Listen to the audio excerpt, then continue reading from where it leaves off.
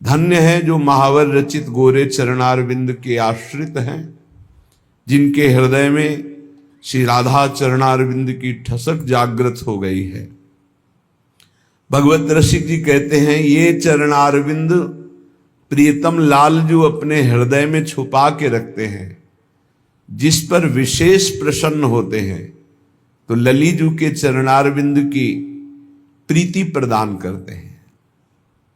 लाल रंगीलो गाइए, ताते प्रीति रंगीली पाइए। श्री कृष्ण जिस पर अत्यंत प्रसन्न होते हैं, वो अपने हृदय गुफा में जिन चरणों को छुपा के रखते हैं, वो श्री किशोरी जू के, श्यामा जू के चरणारविंद हैं। श्री श्यामा जू के चरणन की बलिहारी, जे हैं बसत किशोर लाल के प्राणन मध्य सदारी। ऐसे परम धन राधा चरणारविंद की प्रीति प्रदान करते हैं श्री कृष्ण चंद्र जू। श्री भगवत रसिक जी कहते हैं, इन चरणों को देखकर लालजू का हृदय खिल जाता है। जैसे सूर्य का दर्शन पाते ही कमल खिल जाता है, ऐसे ही प्यारी जू के चरणों का दर्शन लालजू के हृदय कमल को खिला देता है। मोहन मानस कंज कली के, मंजुल मृदुल मनोहर सुख निधि, सुभग श्रृंगार निकुंज गली के। मंजुल बहुत सुंदर है, मृदुल बहुत कोमल है, मनोहर एक बार स्फुरित हो जाए तो मन को पंगु कर देते हैं, मन का हरण कर लेते हैं। सुख निधि समस्त आनंद प्रदान करने वाले हैं, समस्त आनंद, शांत भाव, दास्य भाव, सख्य भाव, वात्सल्य भाव, कांता भाव, सहचरी भाव, सब भगवद रस प्रदान करने की सामर्थ्य इन गोरे चरणारविंद में है। सुख निधि सुभग श्रृंगार निकुंज गली के, ये चरणारविंद का साक्षात्कार वृंदावन की कुंज वीथियों में होता है। यद वृंदावन मात्र गोचरम हो, यन्न श्रुति कम सिरो, प्यारोढ़ुम क्षमते न यच्छिव शुकादि नाम तु यध्यानगम। ये चरणारविंद यद वृंदावन मात्र गोचरम हो, सर्वत्र गोचर हैं, ये गोचर हैं, देखने में पाए जाते हैं। तो नवनिवृत्त निकुंज शिवधाम वृंदावन, यो वृंदावन सीमनि कश्चन घनाश्चर्य किशोरी मणिस, जो वृंदावन की सीमा में ही विराजमान रहती है। कहीं भी किसी को प्यारी जू का साक्षात्कार होगा तो पहले वृंदावन का, वृंदावन नवनिवृत्त निकुंज का। नवनिवृत्त निकुंज का साक्षात्कार का मतलब है अविद्या मुक्त, जीवन मुक्त महापुरुष। तब प्यारी जू के गोरे चरणारविंद का उसे दर्शन प्राप्त होता है निकुंज गली में। सुरतरु कामधेनु चिंतामणि, भगवत रसिक अनन्य अली के। भगवत रसिक जी कहते हैं कि जो हमारी प्यारी जू के गोरे चरणों का आश्रय लेता है, उसे कामनाओं की पूर्ति के लिए किसी और कल्प वृक्ष की आवश्यकता नहीं। जैसे कल्प तरु समस्त कामनाओं को पूर्ण करने में समर्थ है, पर वो प्रेम नहीं प्रदान कर सकता, वो माया मुक्त नहीं कर सकता, वो भगवदानंद नहीं प्रदान कर सकता, वो ज्ञानानंद प्रदान नहीं कर सकता। लेकिन प्यारी जू के चरणारविंद सुरतरु ऐसे हैं, जो चाहे वो प्राप्त हो जाए, जो चाहे। कामधेनु, जैसे कामधेनु समस्त कामनाओं को पूर्ण करने वाली है, तो प्यारी जू के चरणारविंद आश्रय लेने मात्र से वो असत कामनाएं नष्ट हो जाती हैं जो आपको भगवत विमुख करेंगी, और वो सद कामनाएं जो आपकी भक्ति को बढ़ाएंगी वही पूर्ण होंगी। और चिंतामणि, चिंतामणि प्रणमताम ब्रज नागरी राम, जो इन चरणों का आश्रय लेकर जो चिंतन करता है वही प्राप्त हो जाता है। तो सुरतरु कामधेनु चिंतामणि भगवत रसिक अनन्य अली के, हम सखियों के तो सब कुछ ये गोरे चरणारविंद ही हैं। पर ये गोरे चरणारविंद तक पहुंच किसकी होती है? तो बोले बलि जय हो श्री रसिकाचारज। जो सखियां आचार्य रूप में अवतरित हुई हैं, जैसे ललिता सखी का अवतार श्री स्वामी हरिदास जी महाराज, हित सजनी जू का अवतार श्री हरिवंश महाप्रभु, विशाखा सखी का अवतार श्री हरिराम व्यास जी, रंग देवी का आचार्य जो निम्बारकाचार्य भगवान, इनके विविध रूप है।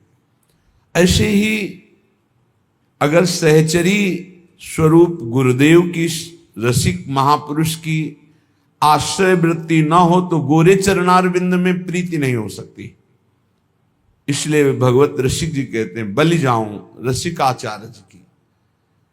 ये जो रस प्रदान करने वाले परम रसिक शेखर आचार्य रूप में सखियां प्रकट हुई, बलिहारी है इनके चरणारविंद की कि हमें ऐसे सुरतर कामधेनु चिंतामणि स्वरूप गोरे चरणारविंद का आश्रय दे दिया। श्री प्रियाजू की शरणागति प्राप्त हो गई। नित्य विहार उद्धार कियो जिनु, मथि निज हृदय सिंधु बर बारज। बलि जय हो श्री रसिकाचारज। जिन्होंने अपने हृदय का गुप्त प्रेम, हृदय रूपी सिंधु को मथ करके नित्य विहार रूपी गुप्त अमृत शरणागत जनों को प्रदान किया। इस साधना से नहीं प्राप्त होता, ये आचार्य चरणों की आसक्ति, गुरु चरणों की आसक्ति से प्राप्त होता है। ये अद्भुत रत्न है, ये किसी साधना से हाथ में पकड़ में नहीं आता। नित्य विहार प्यारे जू का प्रेम रस। भ्रम तम श्रम सब हरे हमारे, कर गही सकल संभारे काज। भगवत रसिक प्रशंसित कीने,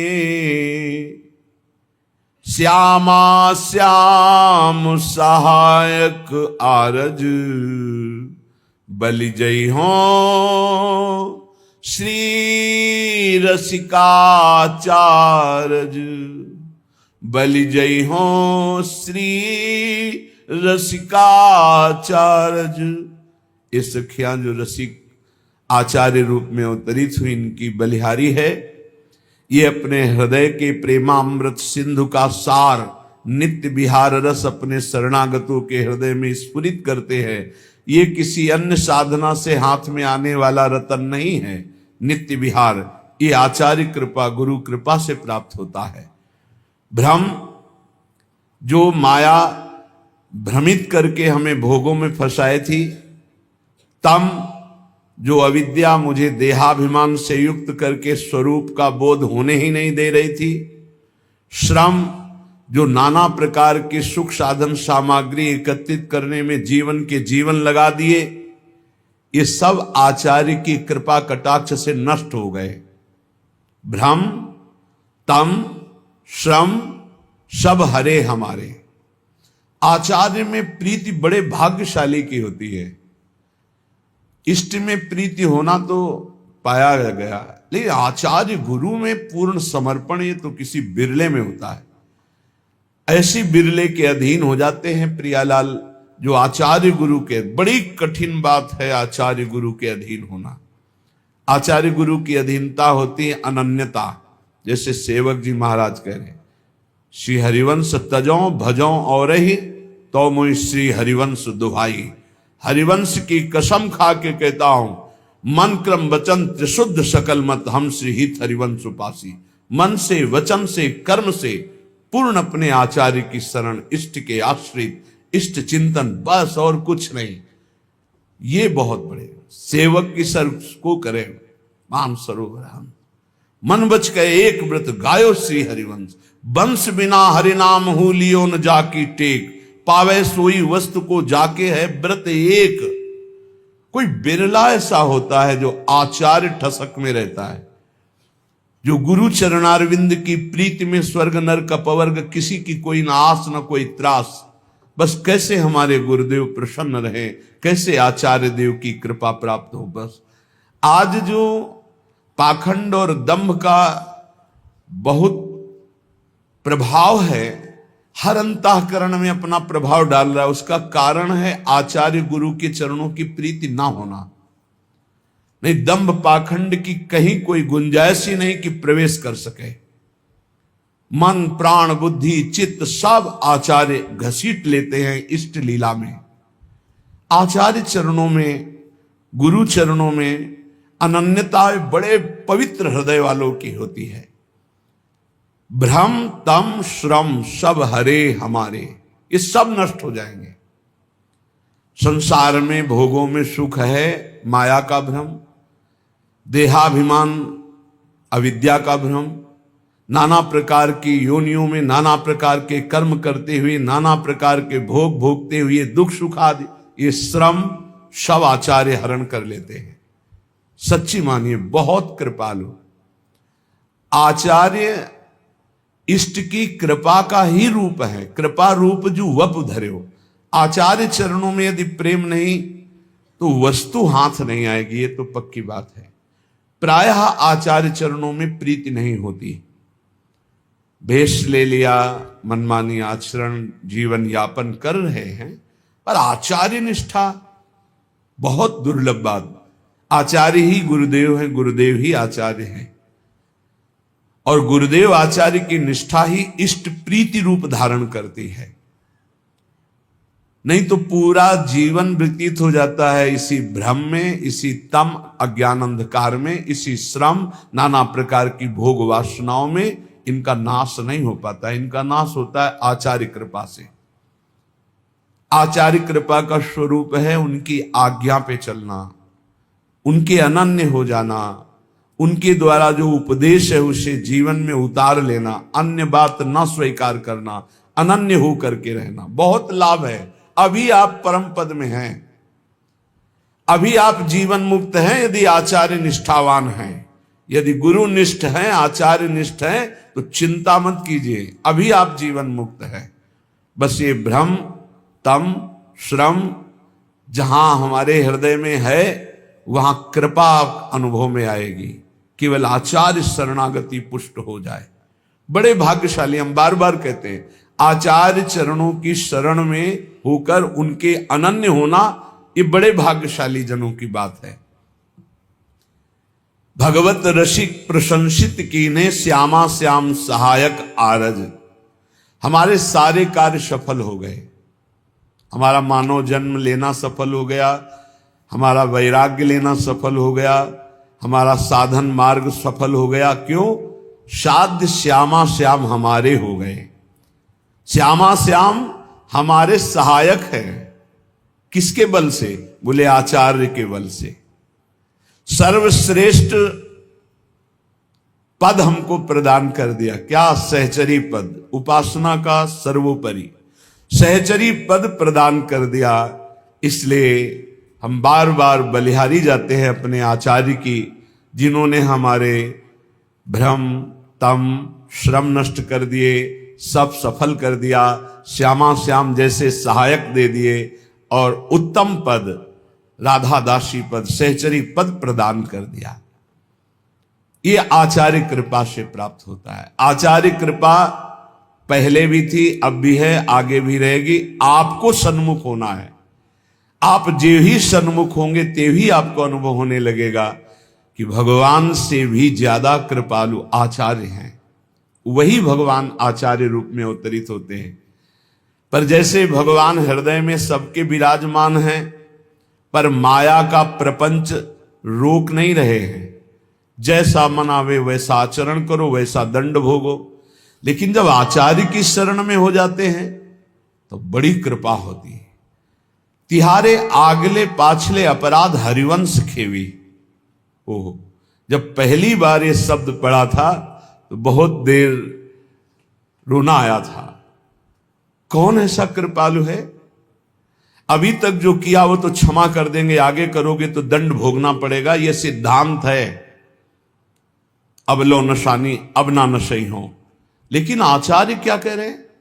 तिहारे आगले पाछले अपराध हरिवंश खेवी।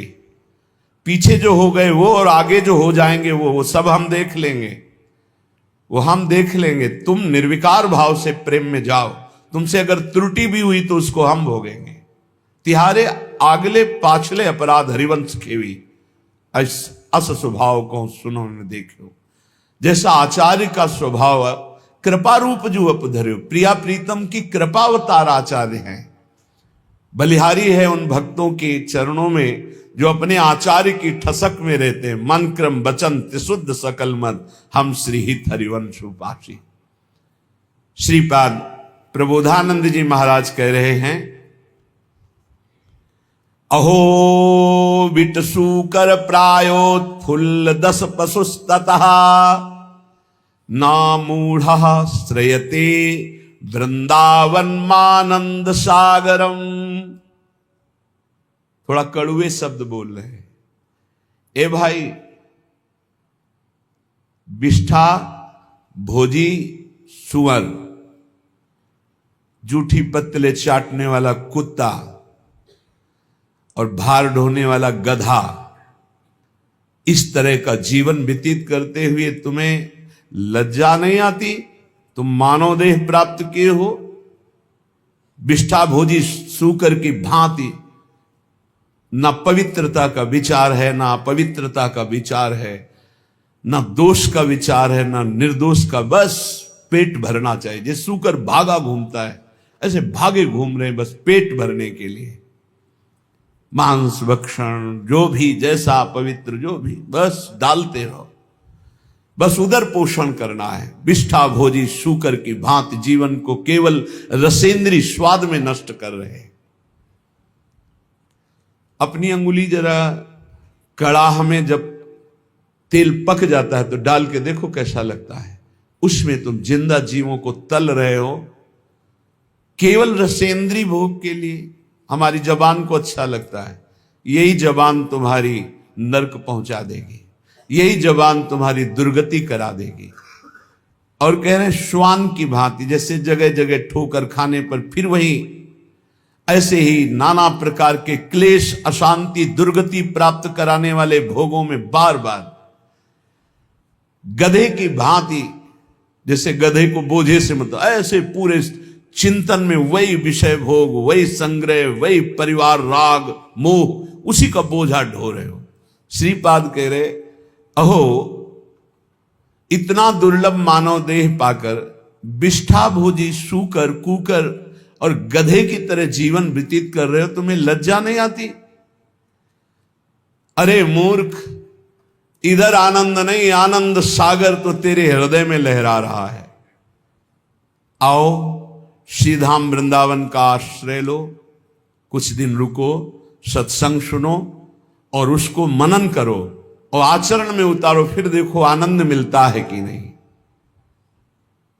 श्रीपाद कह रहे, सोच्या सोच्याति सोच्यो हम, महामूढ़ाति मूढ़धी, हठात सर्वम परित्यज्य यन्न वृंदावनम श्रेय। सोचनी, महासोचनी, महासोचनी, तेरा जो समय व्यर्थ जा रहा है, महासोचनी, बड़ा कीमती समय है। सत्संग बैठकर सुनो, चेतना पूर्वक नाम जप करो, बहुत कमाई करके यहां से नाम की चले जाओ, मुक्त हो जाओगे। अनंत जन्मों के पापों का हिसाब जमा है, अनंत जन्मों के। आप सोचते हो कि 2-4 माला जप करके हम पापों को नष्ट कर देंगे। 2-4 माला तो बहुत बात है, हम आखिरी नाम की बात कह रहे हैं। अगर आखिरी समय राधा निकल गया तो भगवत प्राप्ति पक्की हो जाती है। इसलिए निरंतर हम नाम जप करें, कौन श्वास आखिरी हो जाएगी। आपका शरीर स्वस्थ है तो आप मौज मस्ती काट रहे हो, लेकिन होश में रिपोर्ट आने वाली है। कर्म कोई ना कोई रूप रख करके आने वाला है, बहुत सावधानी की जरूरत है। सबको समझाते हैं अध्यात्म से बुद्धि को पवित्र कर लो, नहीं सर्वनाश कर देगी। बिना भगवान की तब लगी कुशल न जीव कहूं, सपने हो मन विश्राम, जब लगी भजत न राम को शोक धाम तज काम। जब तक वो भगवान का भजन नहीं करता तब तक कभी शांति नहीं मिलती। ये बुद्धि रूपी सारथी को यदि ईश भजन सारथी सुजन मान लो, नाम जप नहीं करोगे, कुछ भी कर लो, कुछ भी विश्राम नहीं, शांति नहीं, एक एक कर्म का भारी भारी दंड मिलता है। प्रार्थना है श्रीपाद करे, सोच्यो सोच्यात, सोच्यो हम, ये है सोचनी सोचनी महासोचनी। एक बार भी भगवान का नाम नहीं लिया और सब जीवन को नष्ट कर दिया। अय मूर्ख, महापुरुषों के वचन चुभते हैं।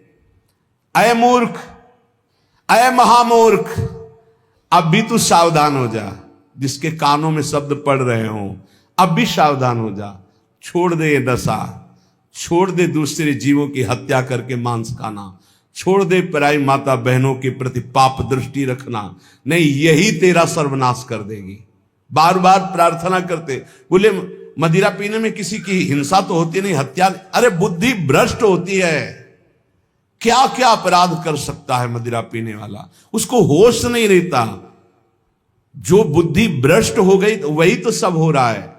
जो शास्त्र कह रहे हैं एक अक्षर कहीं झूठे नहीं है, प्यारे भजन नहीं करते, इसलिए तुम्हें शास्त्र की बात समझ में नहीं आती। एक एक शब्द शास्त्र के सच्चिदानंद भगवान के भाव में डूबे हुए महापुरुषों ने लिखा है, जो परम अनुभवगम सत्य है। कल एक उपासक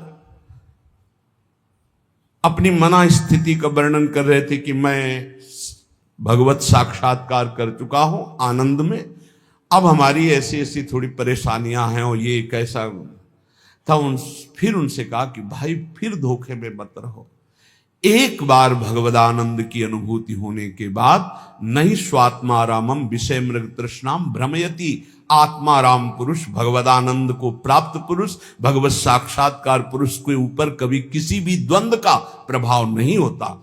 कहीं पीतल को सोना मत मान लेना, नहीं तो वास्तविक भगवत प्राप्ति से वंचित हो जाओ। आज जिसको देखो, अरे आनंद कोश से आनंद मिल रहा है, अभी आनंद सिंधु में थोड़ी तुमने डुबकी लगाई है। सही ढंग से चलो तो आनंद सिंधु में डूब जाओगे, उन्हीं के अंश हो। श्रीपाद कह रहे हठात सर्वम परित्यज्य यत्र वृंदावनम श्रेय, जहां वृंदावन विराजमान है, आओ एक बार सत्संग सुनो, थोड़ा बुद्धि शुद्ध करो। क्या बुद्धि तुम्हारी अपवित्र हो गई कि अपने जनों का ही नाश करते हो, अपना ही नाश करते हो। अरे मूर्ख, इतना अमूल्य जीवन मुक्त होने के लिए मिला, उसे बंधन युक्त कर रहे हो। अहो मौढ़्यम अहो मौढ़्यम अहो दुर्भाग्यमीदृशम महनपि महानंदे यन्न वृंदावने रतः। अहो मूर्खता, महान मूर्खता, महान मूर्खता। जैसे उसमें कहा सोचनी महासोचनी महासोचनी, इसमें कह रहे मूर्खता, महान मूर्खता, महान मूर्खता, जो इस संसार में मानव देह प्राप्त करके महाआनंद स्वरूप प्रभु का नाम जप नहीं किया, प्रभु की आराधना नहीं की, कभी धाम यात्रा नहीं की, कभी सत्संग नहीं सुना, भगवत चरणारविंद में प्रेम नहीं हुआ। महान मूर्खता, महान मूर्खता, महान मूर्खता।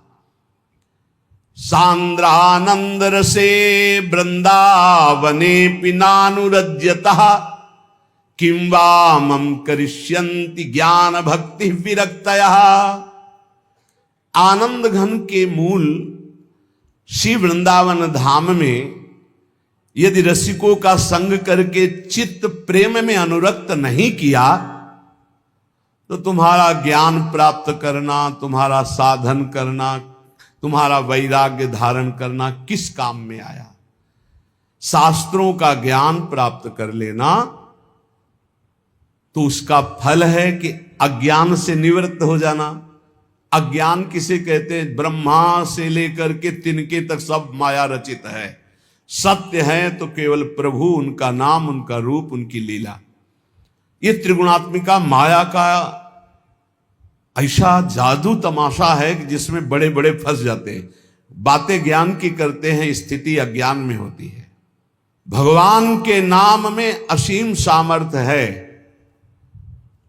उस नाम में भी हम ये नहीं कह सकते कि जाओ ये अभी काम हो जाएगा। क्यों? क्योंकि तुम्हारे पहले पापों का नाश करेगा। कितने जन्मों के पाप जमा है तुम्हारे, उन पापों का नाश, फिर भी नहीं काम होगा। पाप प्रवृत्ति का नाश करेगा, फिर तुम्हारे हृदय में परम अर्थ स्वरूप भगवान की प्रीति प्रकट करेगा। आप सब काम हो गए। भगवान की प्रीति उत्पन्न होने से अशुभ वासनाएं नष्ट हो जाती है। भगवत भाव में अद्भुत आनंद, ये है काम होना। सांसारिक कोई कार्य शुभ कर्म के प्रताप से हो भी जाए तो कितनी देर टिकेगा। विनाशकारी ये सब काल नष्ट कर देता है। विनाशकारी काल ये सब नष्ट कर देता है। चाहे जितनी उन्नति हो, सब अवनति में बदल जाती है। ये इतिहास पढ़ के देखो तो तुम्हारे होश उड़ जाएंगे। जिनके ऐसे ऐसे प्रभाव थे उनकी अब कहीं खोज भी नहीं है। जहां ऐसे महल थे, जय जयकार मचते थे, वहां जाले और कबूतर हग रहे हैं। जो बनी भी बनी है, महल बने हुए भी हैं, कुछ नहीं रह गया। काल सबको विनाश कर दिया। कुछ समय के लिए आए हो, एकमात्र भगवान की प्राप्ति, एकमात्र नाम जप कर लो। मन लगे न लगे वो धन तुम्हारे काम आएगा। धिंग धिंग माम पिशद विद्या कुलशील गुणोज्वलम वृंदावन रति प्राणहीनो स्यादि यतः सवः। धिक्कार है, धिक्कार है, धिक्कार है। बहुत प्यार भर के बोल रहे हैं, जैसे सोचनी सोचनी मां सोचनी, मूर्ख मूर्ख महामूर्ख। कह रहे धिक्कार धिक्कार धिक्कार। धिंग धिंग मां मपि सद विद्या कुलशील गुणोज्वलम। धिक्कार है तुम्हारी कुलीनता को, तुम्हारी सुशीलता को, तुम्हारे गुणों को, तुम्हारे रूपवान, तुम्हारे जवान होने को। मानव देह में यदि ये सब प्राप्त है और तुम भजन नहीं करते, तुम सद्भावना वाले नहीं हो, सद्विचार वाले नहीं हो, तुम्हें प्रभु से प्यार नहीं हुआ, तो धिक्कार तुम्हारे इस रूप को, तुम्हारे जीवन को, तुम्हारे कुल को किस काम आएगा। श्रीपाद कह रहे हा हा वृंदावनम त्यक्त्वा यदन्यत् कर्तुमुत्सहे जानन्नपि विषम भुंजेत् उत्कृत्य परमामृतम। वृंदावन, आपकी कृपा से हमने आपको प्राप्त किया है। अब मैं आपको नहीं छोड़ सकता। मेरा उत्साह कभी नहीं बन सकता कि मैं आपको छोड़कर जाऊं। अरे भला कोई परमानंद को त्याग कर विष पीता है क्या? ये संसार विष है। हे वृंदावन, आप परमानंद स्वरूप हो। जो आपका आश्रय ले लेता है, हरि उसका भार संभाल लेते हैं। धाम की एक बड़ी आंतरिक गुप्त महिमा है। जो ही आप धाम का आश्रय लेंगे तो धाम ही आपको संभाल लेगा। ये धाम चिदानंद कोई जड़ वस्तु नहीं है। और हरि जिसको संभाल ले उसको बिगाड़ कौन सकता है। सीम की चाप सके को तासु, बड़ रखवार रमापति जासु। बड़े रक्षक भगवान श्रीपति जिसके हैं, उसका बाल बांका कौन कर सकता है।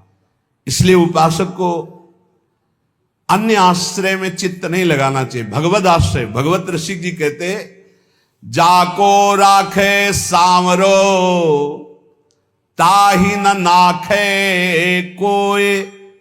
अम्बरीश प्रहलाद ध्रुव कुंती नंदन जोय। कुंती नंदन जोय विभीषण गजपति ऐसे। दुर्वासा असुरेश सुरुचि दुर्योधन जैसे। दुर्जन रावण ग्राह देख दुख लगे न ताको। भगवत रसिक नरेश बाह गई राखे जाको। भगवत रसिक जी कहते हैं सर्वलोक चूड़ामणि अनंत ब्रह्मांडों के स्वामी भगवान जिसको अभय, जिसकी बाह पकड़, अभयत भुज दंड मूल पीन सानुकूल, जिसको अभय दे दिया, जिसको शरण में ले लिया, जिसकी बाह पकड़ ली, कौन त्रिभुवन में से कुछ से भय दे सके। सांवरे सरकार जिसकी रक्षा करे उसका कोई त्रिभुवन में बिगाड़ नहीं सकता। देखिए अम्बरीश जी को दुर्वासा जी ने नष्ट करना चाहा, क्या हुआ? त्रिभुवन में भागे घूमे, कहीं चैन नहीं मिला दुर्वासा जी को। प्रहलाद जी को हिरण्यकश्यप ने नष्ट करना चाहा, क्या हुआ? भगवान ने नरसिंह रूप रख के हर वरदान के बीच का रास्ता निकाल के फाड़ के फेंक दिया। न दिन है न रात संध्या, न अस्त्र है न शस्त्र, न खून, न जीवित है न निर्जीव, न ब्रह्मा का बनाया हुआ नर है, न पशु, नरसिंह रूप, न घर के भीतर है न बाहर डेहरी पे बैठे हैं। अरे हर वरदान फेल कर फाड़ के फेंक दिया। और प्रहलाद जी के कहीं खरोच भी कभी पूरे जीवन में नहीं लगी। भगवत रसिक जी कह रहे हैं, ध्रुव जी क्या स्थिति थी, चाटा मार करके गोद में भी बैठने नहीं दिया है। तो इस सिंहासन का अधिकारी, जहां पहले नारायण का भजन कर और शरीर त्याग, और मेरे गर्भ से, सुरुचि ने कहा मेरे गर्भ से, तब इस सिंहासन में जाके भगवान की आराधना, 5 वर्ष का बालक यही मधुवन में, मथुरापुरी में आकर के तपस्या की। क्या उस समय मच्छर नहीं थे, क्या सांप बिच्छू नहीं थे, क्या सिंह नहीं थे, कोई परवाह नहीं की, क्योंकि सांवरे सरकार का भरोसा 6 महीने में भगवत साक्षात्कार करके त्रिभुवन में सर्वबंदनी अटल पदवी प्राप्त करके चले गए। कुंती नंदन 5 पांडवों को बाल्यावस्था से लेकर मारने का प्रयास होता रहा। अंततो गत्वा दुर्योधन का सर्वनाश हो गया, पूरे परिवार का। महाराज युधिष्ठिर चक्रवर्ती सम्राट पद पर बैठे। सांवरे सरकार जिसके पक्ष में, उसका बाल बाका भी नहीं हो सकता, बाल बाका भी नहीं हो सकता। बहुत बड़ी बात है भीष्म प्रतिज्ञा। दुर्योधन ने जब देखा कि 10,000 महारथियों को रोज मारते हुए एक पांडव को खरोच भी नहीं आती, तो कहा भीष्म जी से कि पितामह मैं पहले से जानता था, सेनापति बनाने के पहले से आपको, कि आप हमारी कभी विजय नहीं चाहेंगे, आप पांडवों की ही विजय चाहेंगे, भले हमारे पक्ष से 10,000 महारथियों को मारते तो भी। तो उनका ऐसा नहीं, मैं कोई पक्षपात नहीं कर रहा हूं, वो श्री कृष्ण द्वारा सुरक्षित है। बोले तो आपकी प्रतिज्ञा को कोई टाल सके ऐसा नहीं, आप हमारे सामने प्रण लीजिए कि पांडवों का वध करेंगे। भीष्म जी ने 5 बाण निकाले और कहा अगर कल जीवित रहा तो 5 पांडवों का वध निश्चित करूंगा। भीष्म प्रतिज्ञा। भीष्म जी अपने वचन के पालन के लिए अपने गुरुदेव परशुराम से युद्ध कर दिए, औरों की तो बात चले दो। अब बड़े आनंद में जय जयकार करता हुआ दुर्योधन निकला भीष्म के शिविर से कि कल पांडव प्रातःकालीन युद्ध क्षेत्र में, भीष्म जी ने प्रतिज्ञा की मारे जाएंगे। उसको पता था भीष्म जी का बल और उनकी प्रतिज्ञा, पर यह नहीं पता था भीष्म जिस बल से बलवान हो, महाबल श्री कृष्ण है, और श्री कृष्ण पांडवों के पक्ष में। गुप्तचर लगे रहते थे। तत्काल एक गुप्तचर पांडवों के शिविर में गया, जहां भगवान श्री कृष्ण विराजमान थे, पांडव शयन कर रहे थे। भगवान से कहा कि प्रभु भीष्म जी ने प्रतिज्ञा कर ली है, कल प्रातःकालीन 5 बाण निकालें, 5 पांडव मारे जाएंगे।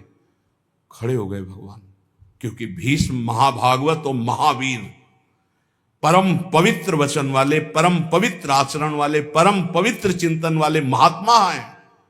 भगवान खड़े हो गए, टहलने लगे, विचार किया कि क्या किया जाए। द्रौपदी के शिविर में गए।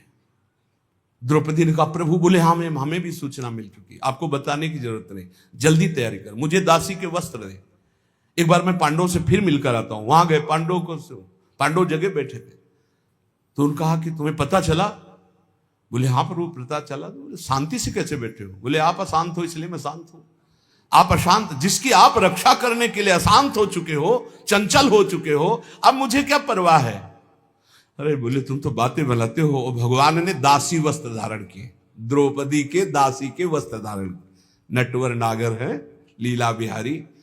और द्रौपदी से कहा आगे आगे चलो, मैं पीछे पीछे चल रही हूं तुम्हारे। पूरी घाघरा और वैसे पहरे।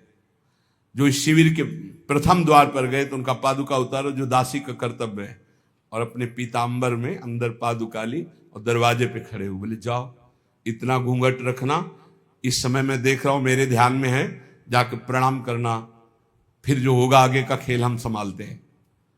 वो गए, पितामह के चरणों में प्रणाम किया, घूंघट।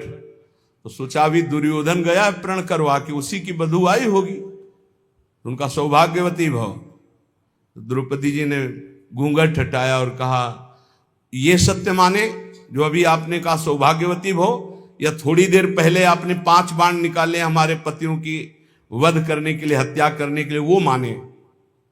भीष्म जी का माला छूट गया, संध्या के समय भजन कर रहे थे, बोले ऐसा तो फंसाने वाला केवल वही है, दूसरा तो फंसा ही नहीं सकता। अभी अभी थोड़ी देर में ही इतना बड़ा फंसाव कर देना, कहां है वो? कुछ नहीं बोली द्रौपदी जी। खड़े हुए भीष्म जी, दृष्टि डाली तो दरवाजे पे दासी वेश में जगत गुरु सांवरे सरकार खड़े। नजदीक गए, पकड़ा, ऐसे बोले ऐसे तुम हमारे प्रण को तोड़ना चाहते हो? तो देखा जूतियां द्रौपदी की गिर पड़ी। भीष्म जी के आंसू आ गए। कहा शिव विरंच जिसके चरण रखने की चौकी को नमस्कार करते हैं, वो अपने भक्त की पादुका लिए खड़े हैं। प्रभु जब आप इनके सुहाग की रक्षा का तो काल की भी ताकत नहीं। द्रौपदी से कहा बेटी वास्तविक तो सौभाग्यवती है जिसके रक्षक श्री कृष्ण। फिर भाव बदला और कहा हे कृष्ण, यदि आपने मेरा प्रण तोड़ा तो कल युद्ध में आपका प्रण न तोड़ दूं तो गंगा पुत्र शांतन नंदन भीष्म नहीं कहा। जो भगवान बोले कि अपने भक्त के लिए एक प्रण की क्या बात, सैकड़ों बार झूठा कहाऊं तो भी मुझे कोई फर्क नहीं पड़ता। सच्चिदानंद भगवान कह रहे हैं अपने भक्त के लिए मुझे 100 बार यदि झूठा कहलाना पड़े तो मैं 100 बार झूठा कहला, एक प्रण तोड़ने की बात क्या है। जाको राखो सांवरो ताहि न नाखे कोई, जिसकी रक्षा सांवरे सरकार करते हैं उसका कौन बाल बाका कर सकता है। बोले कुंती नंदन जोए विभीषण गजपति ऐसी अमोघ शक्ति रावण ने विभीषण को चलाई थी। ये भ्रातृद्रोही, हमारी पूरी लंका का नाश करने वाला राजद्रोही, मैं तुझे मृत्यु दंड देता हूं, अब काल भी नहीं बचा सकता। और मंत्र का शक्ति संचार करके जे ही भाले का प्रहार किया तो तुरंत विभीषण पाछे मेला, सन्मुख राम सहयो सोई सेला। भगवान ने उसको अपनी ताकत से नष्ट नहीं किया, तुरंत विभीषण पाछे मेला, सन्मुख राम सहयो सोई सेला। उस महान शक्ति संपन्न सेला को, बर्छी को भगवान ने अपनी सीधे छाती पे सही विभीषण को पीछे कर लिया और वो शक्ति अंतर ध्यान हो गई। भगवान की कहीं सच्चिदानंद अंग में पीड़ा थोड़ी पहुंचा सकती है। कह रहे कुंती नंदन जो विभीषण गजपति जैसे। थक गया गजेंद्र जब देखा कि अब की झटके में ग्राह ले ही जाएगा, पुकारा हरि। भगवान गरुड़ जी को छोड़कर नंगे पैर दौड़े और सुदर्शन चक्र जी से ग्राह को परम पद और गजेंद्र को बाहर किया। जाको राखो सांवरो ताहि न नाखे कोई। विश्वास रखना चाहिए, हम भगवान की शरणागत हैं, हमारा कोई बाल बांका नहीं कर सकता।